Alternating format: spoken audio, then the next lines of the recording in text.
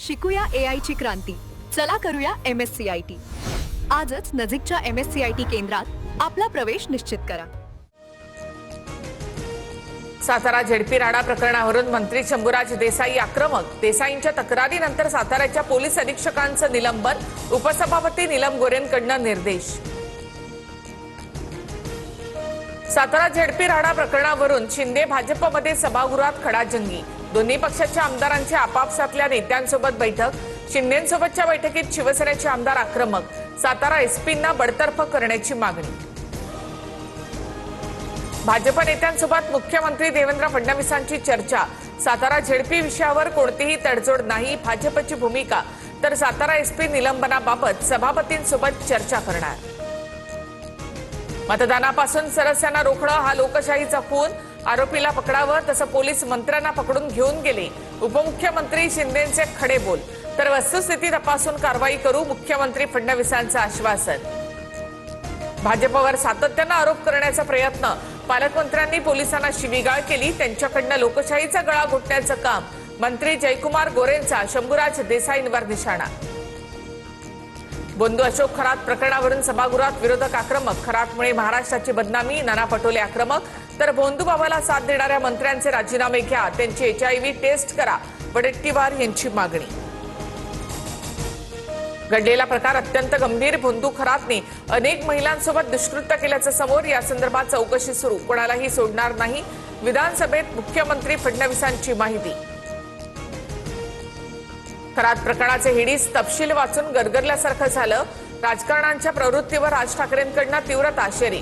भोंदूला कठोर शिक्षा होईपर्यंत प्रकरण शांत होऊ देऊ नका. राज ठाकरे यांचं माध्यमांना आवाहन. भोंदू खरात अध्यक्ष झालेल्या शिवलिका संस्थानच्या ट्रस्टींची चौकशी होणार.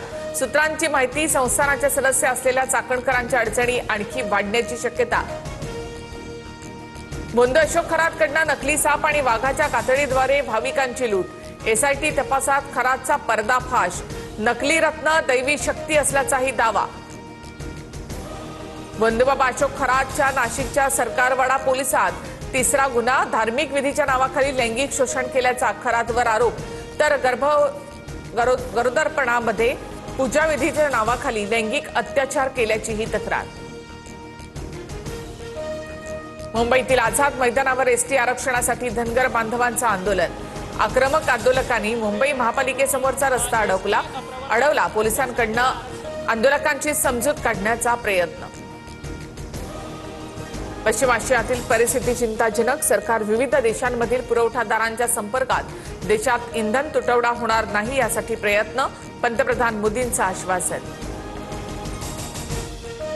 युद्धाचा फटका बसलेल्या देशांसोबत भारताचे व्यापारी संबंध. भारत गरजेच्या 60% LPG आयात करतो. शक्य तिथून गॅस तेल पुरवठा सुरू ठेवणार. लोकसभेत पंतप्रधान मोदींची माहिती. घरगुती गॅस सिलेंडर 8 ते 10 किलोच्या प्रमाणात देण्यात येईल. गॅस तुटवड्यामुळे सरकारचा मोठा निर्णय. जेवढा गॅस असेल तेवढे पैसे आकारले जाण्याची शक्यता. हॉर्मुझवरून डोनाल्ड ट्रम्प यांनी दिलेल्या अल्टिमेटमचा आज शेवटचा दिवस. हॉर्मुझ मार्ग मोकळा न केल्यास पॉवर प्लांटवर हल्ला करू. ट्रम्प यांचा इराणला इशारा. तर हल्ले केल्यास हॉर्मुझ पूर्णपणे बंद करण्याचा इराणचा प्रतिइशारा.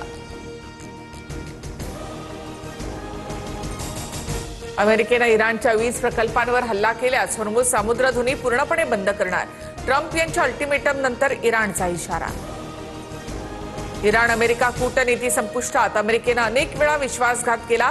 इराणचे परराष्ट्र मंत्री अब्बास अराघची यांचा संताप. फसवणुकीचा आरोप करत इराणकडनं चर्चेची सर्व दारं बंद. आखाती देशातील युद्धाचा भारतीय शेअर मार्केटला मोठा फटका. सेन्सेक्समध्ये 1334 तर निफ्टीमध्ये 400 अंकांची घसरण. गुंतवणूकदारांचं मोठं नुकसान.